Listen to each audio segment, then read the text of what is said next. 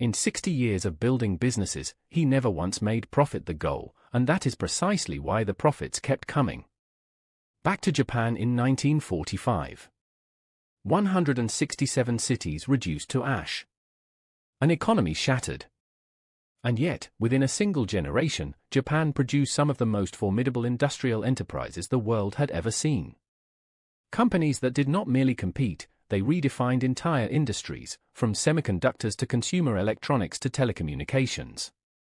Behind most of those miracles stood not a conglomerate, not a government ministry, but an individual with a philosophy so simple it sounded naive. Pursue what is right, and everything else will follow. The man we are examining today did not inherit wealth. He did not attend an elite university. He failed his college entrance exam. He joined a company on the verge of collapse. And from that position of absolute disadvantage, he built not one but two of Japan's most consequential corporations from scratch, and then, at the age of 77, walked into the wreckage of a third and rebuilt it in 27 months. In 2010, when Japan Airlines filed for the largest aviation bankruptcy in the country history, 2,300 billion yen in debt, a number equivalent to roughly 25 billion United States dollars, the Japanese government turned to one man. Not an investment banker. Not a turnaround management consultant. A Buddhist monk. A monk who had spent the previous 50 years building things, not rescuing them. The monk name was Inamori Kazuo. This is the story of a man who believed that business was not about extracting value but creating it. That a company exists not to enrich its founders but to make the lives of its employees meaningful and contribute something real to the world. And who, through the discipline of living by that single conviction for 9 decades, became one of the most influential industrialists in modern history. In 60 years of building businesses, he never once made profit the goal, and that is precisely why the profits kept coming. The city of Kagoshima sits at the southwestern tip of Kyushu, Japan's southernmost main island. In the 1930s it was a provincial town best known for its active volcano, Sakurajima, which dusted the streets with grey ash on windless mornings. It was not a place that produced tycoons. It produced fishermen, farmers, and low-ranking civil servants. On January 30, 1932, Inamori Kazuo was born there, the second of 7 children, to a father who ran a small printing workshop. The family was not poor by Kagoshima standards, but they were never secure. The printing business barely survived Japan wartime mobilization. Food was rationed. Shoes wore through. And then, in June 1945, the United States Air Force firebombed Kagoshima, destroying more than half the city. Inamori was 13 years old. He watched his neighborhood burn. 2 years later, in 1947, Inamori was diagnosed with tuberculosis. He was 15. At the time, tuberculosis killed more Japanese people annually than any other disease, and there was no reliable cure. Inamori later described the period of his convalescence as the first serious philosophical confrontation of his life. He read a book a neighbor had left for him, a Buddhist text on the nature of suffering, and he came to a conclusion that would never leave him. That misfortune is not something that happens to you. It is something you choose to interpret as misfortune.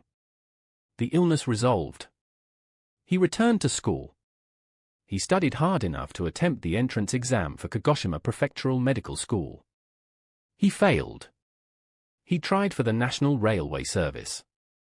He failed that too. He enrolled instead in the Applied Chemistry program at Kagoshima University, a reasonable choice but a distinctly unglamorous one. When he graduated in 1955, he was 23 years old, with no connections, no family money, and a degree in a subject that most employers treated as a second-tier specialization. He sent out applications across Japan. Almost no one responded. One company agreed to interview him, Chofu Industries, a small manufacturer of ceramic insulators based in Kyoto. The company was in financial distress and could not guarantee salaries. His university professor urged him not to go. Inamori went anyway. He later explained the decision simply, it was the only offer he had. But once inside the ceramics laboratory at Chofu, something changed. He stopped thinking about the salary he was not being paid and started thinking about the materials he was working with. Fine ceramics, dense, heat-resistant, electrically insulating compounds fired at extreme temperatures, had properties that intrigued him. He worked through nights, mixed compounds on weekends, and within a year had developed a new ceramic material, a magnesium silicate compound called forsterite, that performed better than anything Chofu had previously manufactured. Chofu management noticed. They also noticed that the young chemist was generating significant value and had not been given a raise. When it became clear that the company intended to reassign him to a different division rather than promote him, Inamori made a decision. In January 1959, he and 7 of his closest colleagues at Chofu resigned together. 7 men, 1 chemist, a laboratory notebook full of ceramics research, and 3 investors, family friends and a local business owner in Kyoto, who pooled 3 million yen, the equivalent of a modest family home at the time, to back them. On April 1, 1959, they registered a company. Its name, Kyoto Ceramic. The world would eventually shorten it to Kyocera.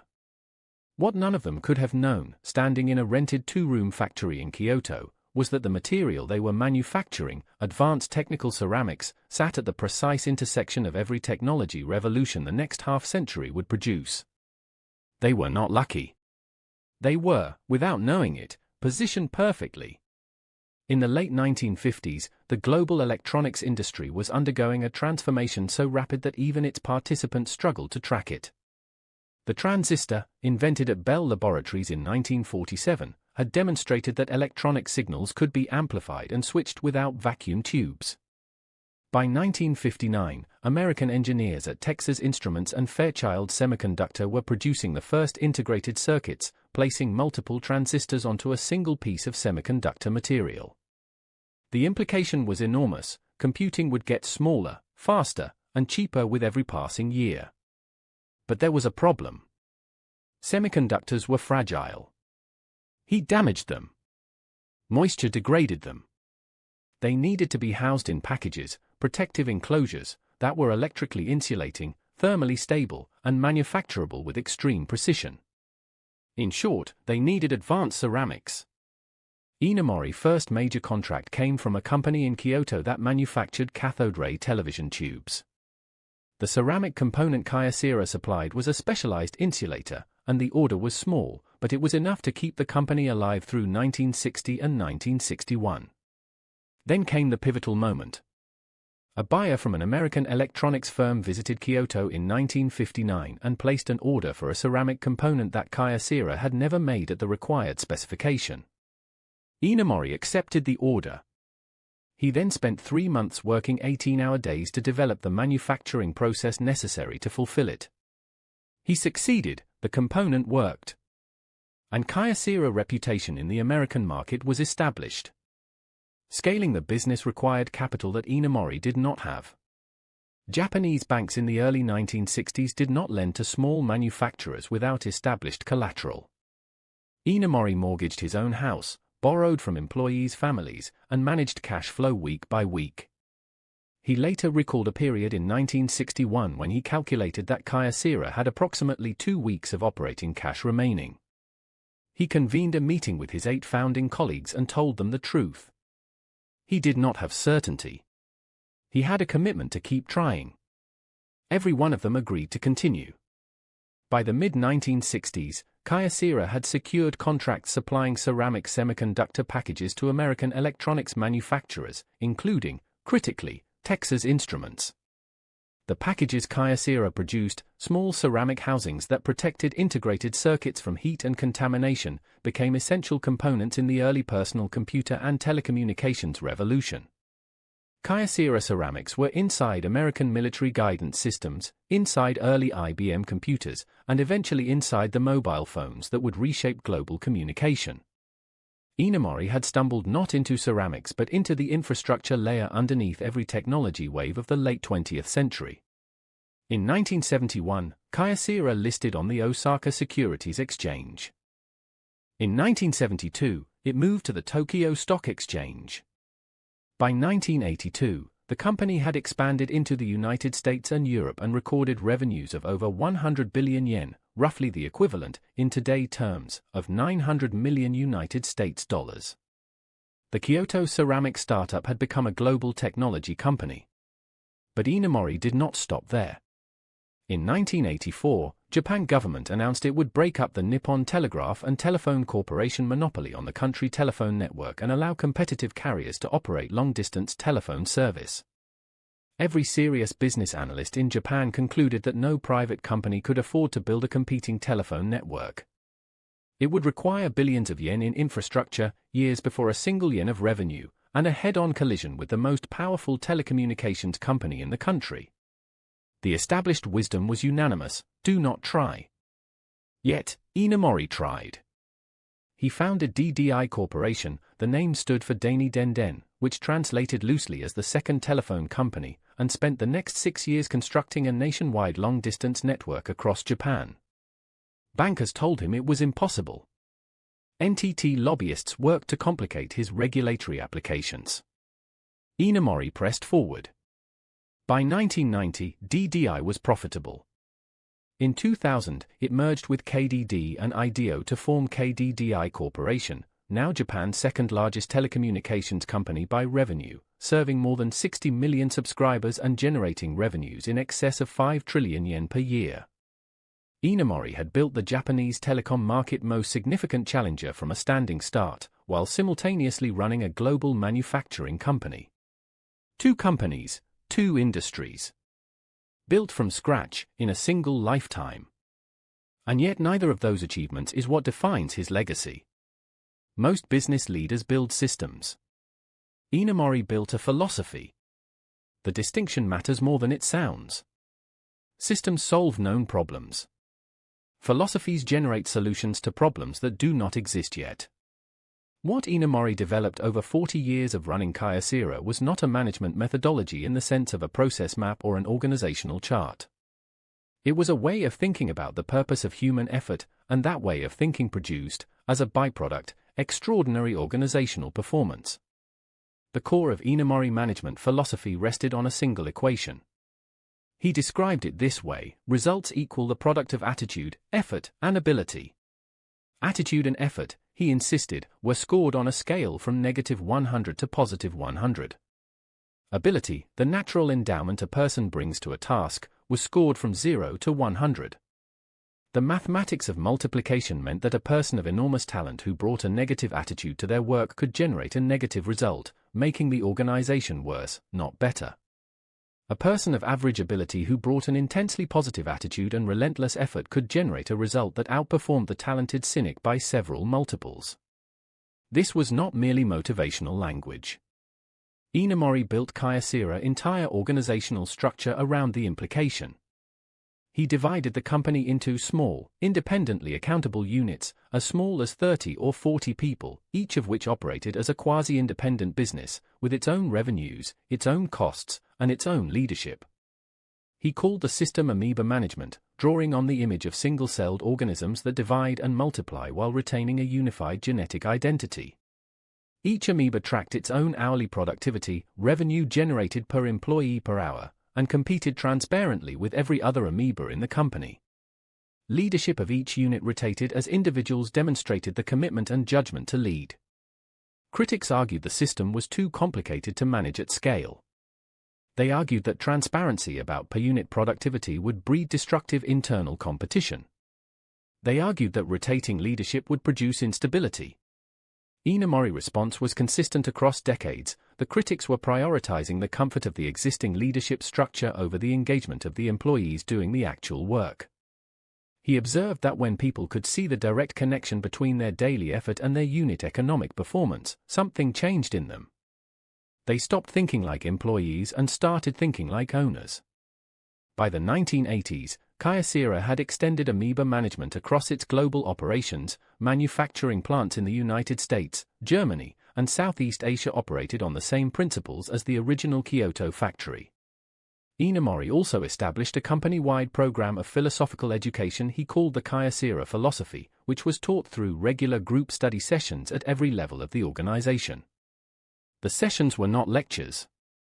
They were discussions of practical ethical dilemmas: how to behave when a customer asks you to cut corners, how to respond when a competitor engages in practices that feel unfair, how to maintain personal integrity when the financial pressure to compromise is intense. In 1984, Inamori established the Inamori Foundation to institutionalize his conviction that knowledge and ethics were inseparable. The foundation created the Kyoto Prize, awarded annually in 3 categories: advanced technology, basic sciences, and arts and philosophy. At 100 million yen per category, roughly equivalent to $1 million United States dollars, the Kyoto Prize is the largest private prize of its kind in Asia and is considered by many recipients to carry a distinction equal to the Nobel Prize in the disciplines it recognizes. Inamori funded it entirely from his personal resources. In 1997, Inamori took a further step that surprised everyone who thought they understood him. He was 65 years old, still active as Kyocera chairman, still engaged in KDDI expansion. And he went to a Zen temple in Kyoto and requested ordination as a Buddhist monk. He shaved his head. He wore robes. He undertook the full training. He had no intention of retiring. He wanted, he later explained, to strip away every layer of professional identity and ambition that might have accumulated over 40 years of success, to return to what he called the original mind. The mind that sees each situation clearly, without the distortion of ego or the desire to protect what one has built.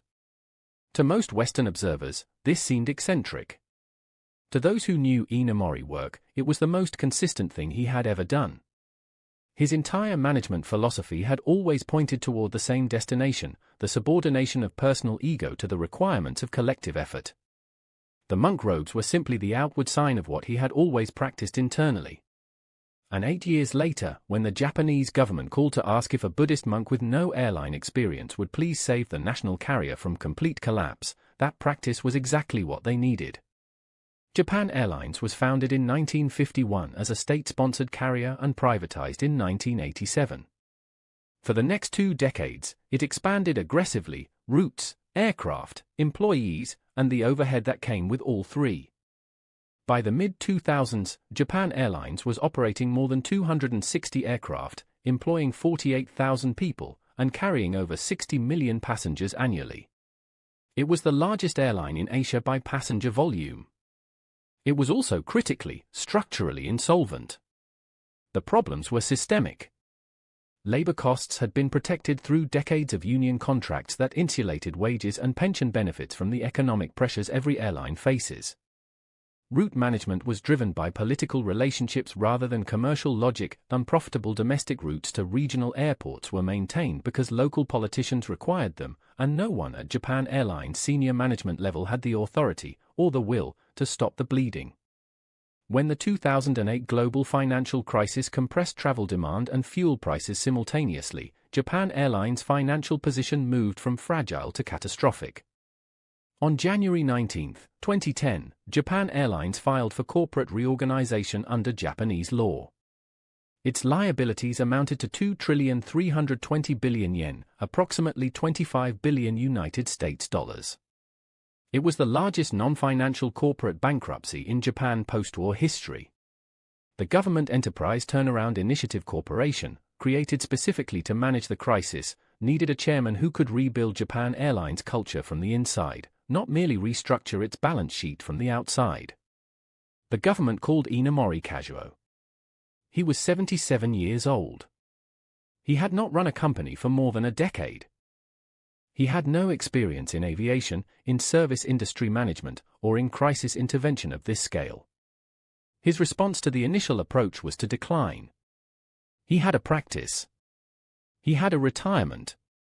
He did not need the exposure, and he did not want to fail in public. The government envoys returned a second time. They told him directly, if he would not do it, they were not certain anyone could. He agreed to serve, accepting no salary. In February 2010, Inamori walked into Japan Airlines headquarters in Tokyo and encountered what he later described as a demoralized organization that had lost its sense of purpose. Senior managers arrived late to meetings. Accountability for financial performance was diffuse. It was never entirely clear who owned which cost center or why. Middle managers had learned over decades that initiative was punished and caution rewarded. The most common phrase in Japan Airlines' internal culture, by Inamori account, was that problems were to be escalated, not solved. The turnaround plan developed by the Enterprise Turnaround Initiative Corporation called for cutting 16,000 jobs, roughly one-third of Japan Airlines' workforce, eliminating 30 unprofitable routes, and retiring older, fuel-inefficient aircraft. These were necessary steps, but they were structural. The structural changes alone would not restore the culture. And without the culture, the structural changes would not hold. Inamori introduced Amoeba management to Japan Airlines operations. He divided the airline commercial activities into small, trackable profit units, individual routes, maintenance divisions, catering operations, each with visible financial results. He instituted regular philosophy study sessions, drawn directly from the Kyocera philosophy curriculum, that he led personally for Japan Airlines senior management. He was not teaching accounting. He was teaching what he had always taught, that the purpose of work is not personal advancement but contribution to others. That when you genuinely internalize that conviction, the decisions that previously felt politically impossible become straightforwardly obvious. The resistance was significant. Japan Airlines union leadership saw the philosophy sessions as manipulative. Some senior managers believed Inamori was imposing a Kyocera corporate religion on an organization that already had its own identity. One executive who attended the early sessions later described them as uncomfortable in a way that he had not anticipated, not because Inamori was aggressive, but because Inamori asked questions, simply and repeatedly, that no one at Japan Airlines had asked before. Questions like, what does this route exist for? Who does it serve, specifically? What does that person need from us that they cannot get anywhere else? The financial results arrived faster than anyone had projected. In the fiscal year ending March 2011, the first full year under Inamori leadership, Japan Airlines reported an operating profit of approximately 188 billion yen, roughly $2 billion United States dollars. This was not a rounding improvement over the previous year performance. The previous year, Japan Airlines had lost over 200 billion yen. The swing in a single fiscal year was one of the most dramatic corporate financial reversals in the recorded history of commercial aviation. What produced the swing was not primarily the route cuts or the workforce reduction, though both contributed. What produced it, as outside analysts and the pilots and ground crews who lived through the period consistently reported, was that Japan Airlines employees began to behave differently. They tracked costs they had previously ignored. They flagged waste they had previously accepted. Pilots returning with unburned fuel, fuel saved by more efficient routing and altitude management, began to record and celebrate those savings rather than treating them as unremarkable. Gate agents began to coordinate turnaround times with a precision that had previously been reserved for safety procedures alone. Small decisions, made correctly by tens of thousands of individuals, aggregated into hundreds of billions of yen in improved performance. In September 2012, 27 months after Inamori had agreed to serve, Japan Airlines relisted on the Tokyo Stock Exchange. The listing raised approximately 663 billion yen, making it one of the largest initial public offerings of 2012 globally. In the year of relisting, Japan Airlines recorded an operating profit of approximately 204 billion yen, by several measures, the highest operating profit of any airline in the world that year. The airline that had been the largest corporate bankruptcy in Japan post-war history had become the world's most profitable major carrier in 27 months. Inamori stepped down as chairman in 2013. He had served 38 months. He had taken no salary. He later said that he accepted the role because he felt it was the right thing to do, and that if he had thought about it longer than he had, he might have found a reason to refuse that he would have regretted for the rest of his life. Inamori Kazuo spent the remaining years of his life in Kyoto, continuing his Zen practice, overseeing the Inamori Foundation philanthropic work, and writing. He had, across a single lifetime, founded Kyocera Corporation, which grew from 8 people in a rented factory to a global technology company employing approximately 87,000 people with annual revenues exceeding 1,800 billion yen. He had founded DDI, which evolved into KDDI, the telecommunications company that now serves more than 60 million subscribers. He had rescued Japan Airlines from financial extinction and returned it to profitability within 2 years. He had established the Kyoto Prize, which in its first 38 years of existence honored more than 130 laureates from 36 countries. And throughout all of it, his central claim never changed, that the defining variable in any human enterprise is not capital, technology, market position, or competitive strategy. It is the quality of the human character applied to the work. That character can be cultivated. That it must be cultivated. That the cultivation of character is not a distraction from business performance, it is the source of it. On August 24, 2022, Inamori Kazuo died in Kyoto. He was 90 years old. The obituaries that followed named him Japan's most admired post-war entrepreneur, a figure of comparable stature in his own country to Steve Jobs in the United States or Akio Morita, the founder of Sony. Prime ministers and Nobel laureates offered tributes. KDDI issued a statement. Japan Airlines suspended boarding music across its fleet in his memory. But perhaps the truest measure of his influence came not from institutions but from the tens of thousands of people, Kyocera engineers, Japan Airlines cabin crew, DDI technicians, who worked under his management philosophy for years and later described, in interviews and memoirs and company histories, the particular quality of that experience. They did not describe it as demanding, though it was. They described it as clarifying. They described what it felt like to understand, for the first time, why the work they were doing mattered, not to a stock price or a quarterly report but to another human being, somewhere, who needed what they were building. He never once made profit the goal. He made the question simple: what is the right thing to do? And he spent 9 decades answering it, in ceramic insulators and telephone networks and airline turnaround plans and philosophy study sessions held at 7 in the morning before the shift began. In doing so, he produced profits that outlasted every prediction, and a legacy that no balance sheet can contain. The original factory in Kyoto is gone. Kyocera headquarters now spans a modern campus on the edge of the city. But there is a courtyard in the center of that campus, built at Inamori direction, where the earth from the original factory site is preserved beneath a stone. Every employee who joins Kyocera learns why. Because the thing that matters is not the building. It is what was decided inside it, on a morning in April 1959, when 8 people with 3 million yen and a notebook full of ceramic formulas decided that they would pursue what was right, and see what followed.